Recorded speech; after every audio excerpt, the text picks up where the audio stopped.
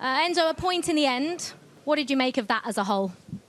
I think the big difference was especially inside the box. We conceded again silly goals that we could avoid, and we could probably finish better most of the action that we created.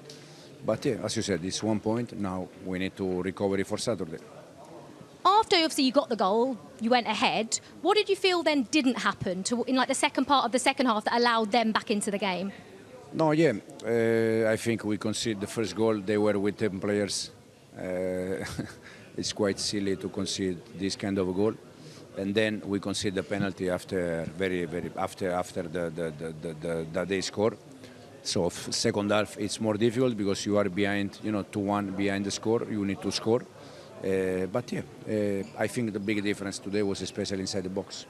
You mentioned the handball there. Have you seen it back? What did you make of the decision given against Tato? I think, I think it's handball. Looks like handball.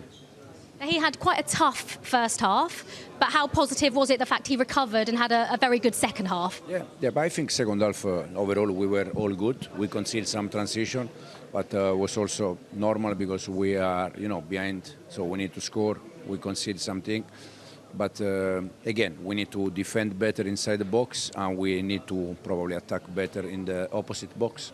Obviously, you made 3 subs at half-time. 2 of them did combine, sort of, I suppose. The ball from Liam Delap was lovely, and a finish from Alejandro Garnacho as well. I suppose as a manager, that's obviously what you want to see so soon after bringing them on. Yeah, some of the change that we plan. Some of the change is just to change a little bit the game. But again, yeah, I think Garna was good, Enzo was good, Liam also was good. Esteval is Chelsea's joint top scorer this season. Another goal. Just how good was that touch and finish? Yeah, it's very good. But even second half, when he didn't score, but he created many chances, he's a huge player. Yeah. And just finally, is there any update on Romeo Lavia's injury? No, not yet. Not yet. We'll see in the next hours. Leandro, you've never got a point against English sides in a major European competition. Well, you have now. I would say, are you disappointed that you couldn't get all 3, but would you take a point because it's Chelsea?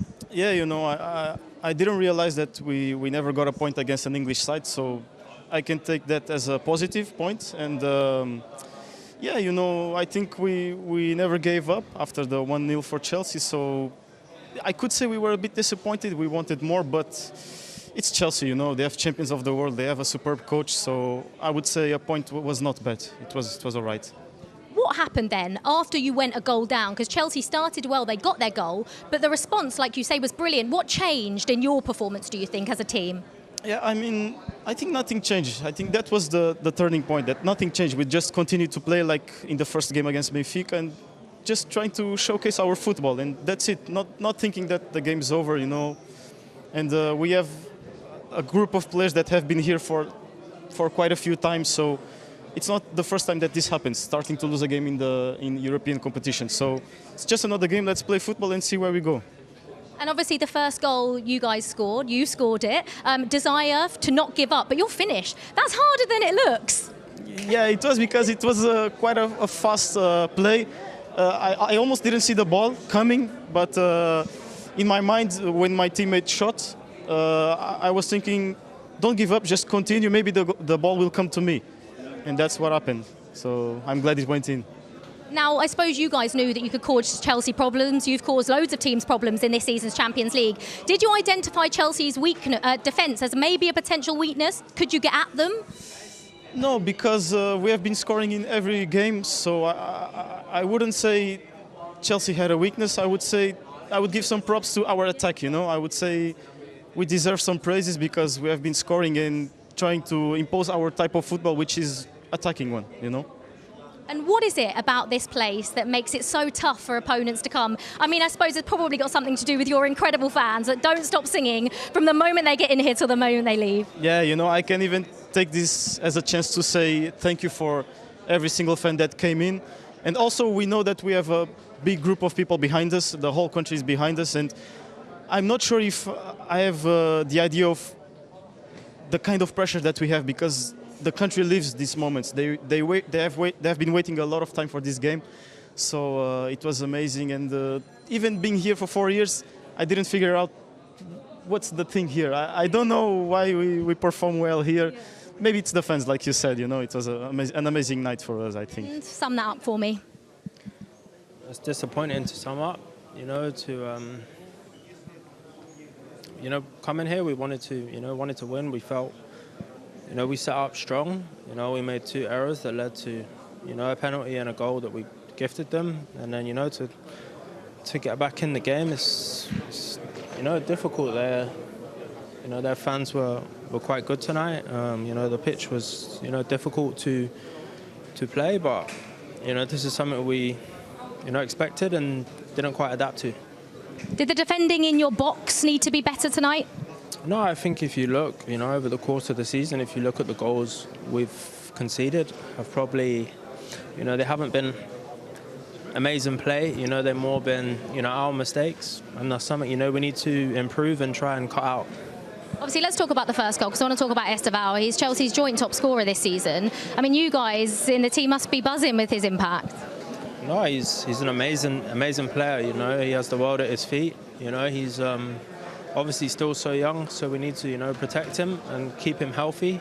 He has a lot of development still to come, but no, we are super happy with him here.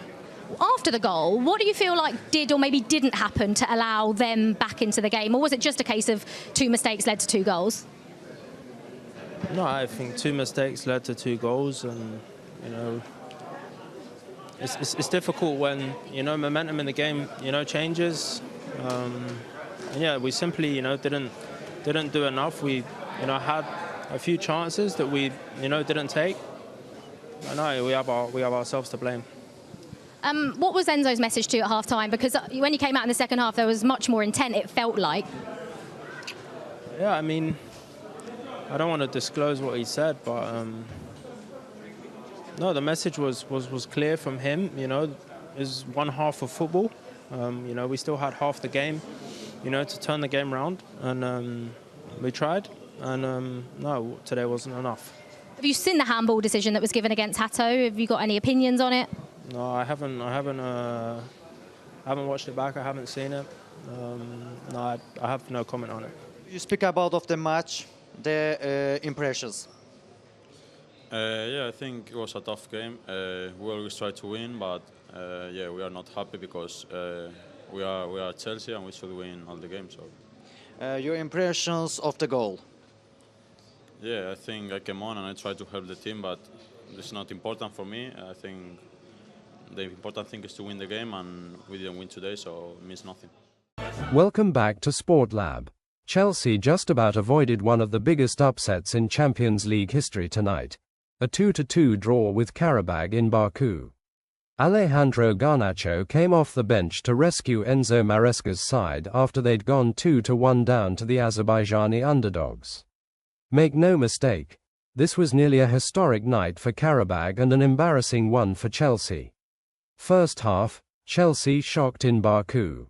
Chelsea actually started brightly. 18-year-old Estevão Willian, Brazil's latest wonderkid, cut inside and fired home at the near post to give the Blues the lead in the 16th minute.